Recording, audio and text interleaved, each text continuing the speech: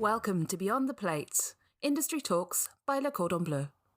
In this podcast, we get some real insight into the food and hospitality industry from a variety of renowned chefs, industry experts, and Le Cordon Bleu alumni. Join us as we hear the fascinating stories and unique experiences behind some of the best-known names in the industry.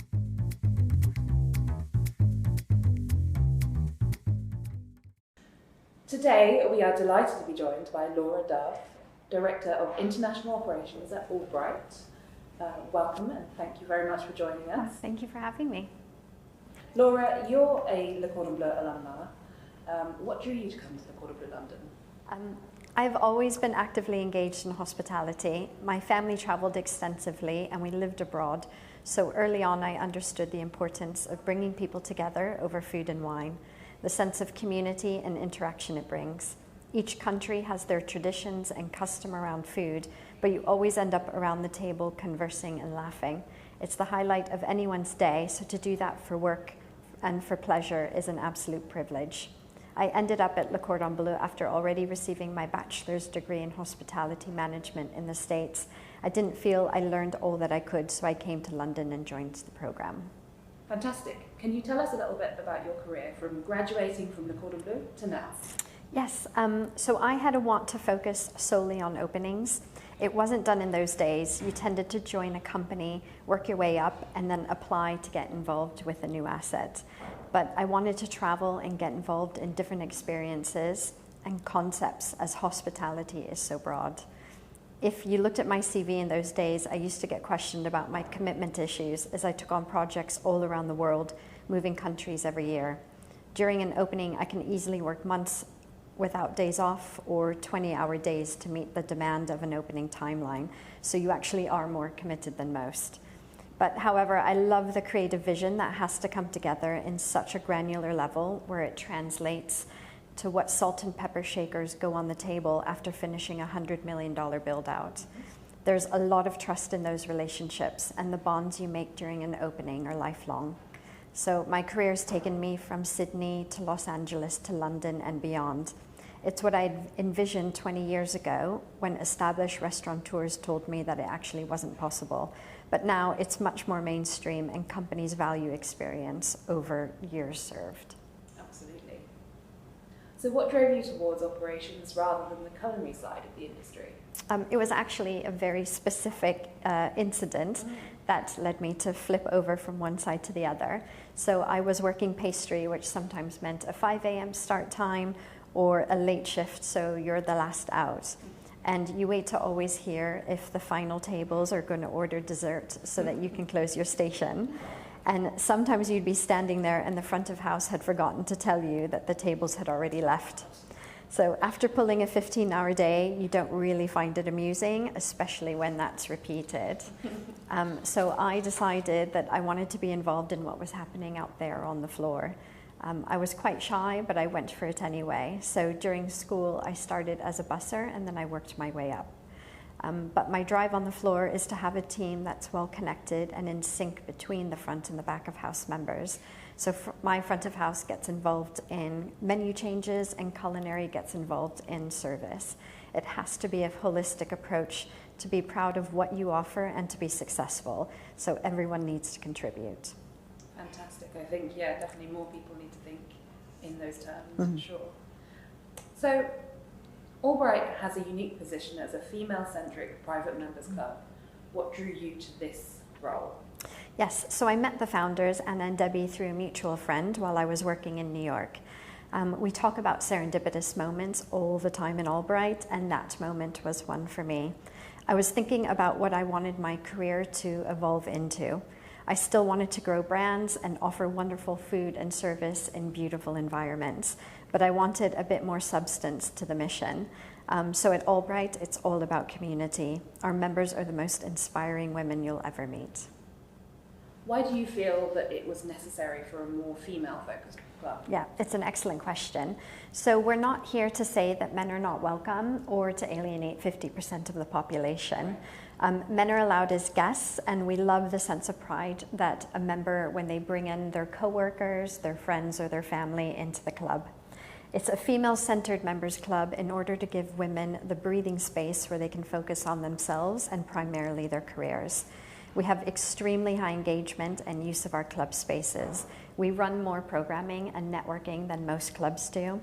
And we have hundreds of successful stories of members who are powerhouses in their respective careers. They've launched successful companies and brands, so this club is for them. That's so good to hear.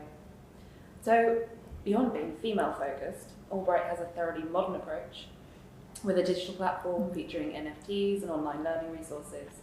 Why do you think being ahead of the curve is so important, and have you seen other clubs doing this? Pre-COVID, we were on a rapid growth plan for clubs, which many other clubs are. But during lockdown, we transitioned online and created our digital platform.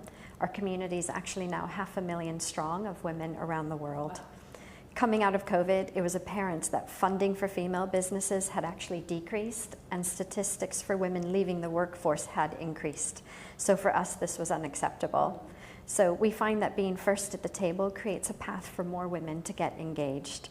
We like to take risks and primarily start conversations in male-dominated areas so that we can create spaces for women within them. Fantastic. But how do you balance all aspects of the business? So our duty is to our members, our team, and our board. You have to constantly align your vision with what can be accomplished with the resources you have.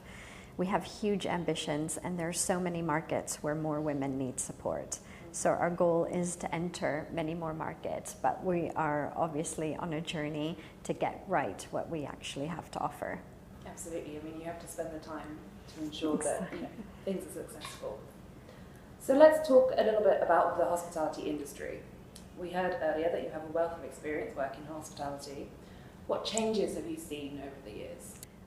I can't pretend that the industry has been easy in general or easy for women. Over the years, many women that I trained with from school or early on in my career have left the industry of floor operations and worked in parallel capacities, such as sales and marketing or supply chain, once they chose not to maintain the hours demanded of them in full-time operations. So the lack of long-term career invested people in this industry has proven that we need to create an industry that's appealing to candidates as it is to the consumers that we are serving. So there's been a lot of talk recently about hospitality readdressing the work-life balance of employees, especially due to the pandemic. What impact have you seen from this? Well, the pandemic brought this issue forward for all industries. At the end of the day, when people are out traveling, shopping, dining, that's when all guest-facing roles need to be at work. So it's our job to be there for our customers. Most non-hospitality companies, as you know, have maintained their policies of working from home as the new normal. But hospitality can't be as flexible as that, but we try in our ways. So at Allbright, we close on bank holiday weekends and then a week over Christmas where the entire company shuts down and everyone's away from the business. But the more society feels that hospitality is a worthwhile career opportunity, the more candidates we'll have, and then schedules will see relief and we can rebalance in a way that we could not before COVID. But first, I think we all need teams.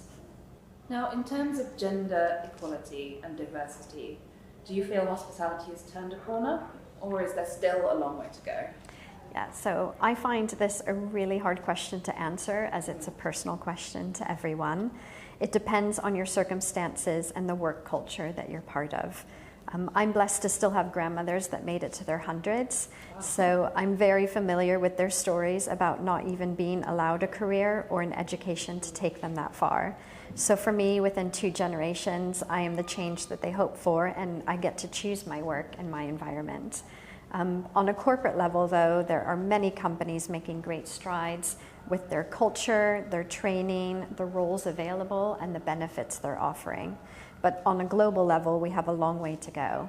Certain societies first must accept equality and diversity before we can make changes within hospitality. So finally, what are your predictions or hopes for the future of hospitality? Oh, well, let's see, the hopes are really strong. So coming out of the last few years that we all have, my hope is that we get a lot more support from our local governments to incentivize this industry. Examples in the UK would be a visa process that's a lot easier to get the workforce into London that so desperately wants to be part of this city and this community. National internship programs and training courses instead of every school and every business going at this on their own. I think if we increase the volume of our workforce, then other areas such as training and work-life balance can fall into place with those who are currently here. Absolutely. And are there any key trends on your radar? Yes, I think that most people currently are focused on bringing back their business from a really challenging period in history, and it seems that it's not quite over yet.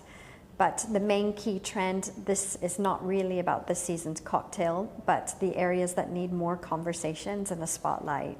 So we have scientists, chefs, farmers, and documentary filmmakers all trying to highlight the immediate need for change and how we treat our supply chain and the land which provides for us.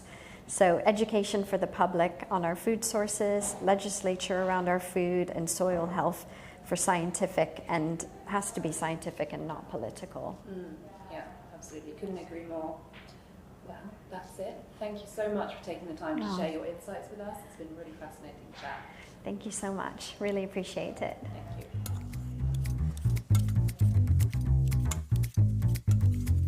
Thank you for joining us for this episode of Beyond the Plate, Industry Talks by Le Cordon Bleu.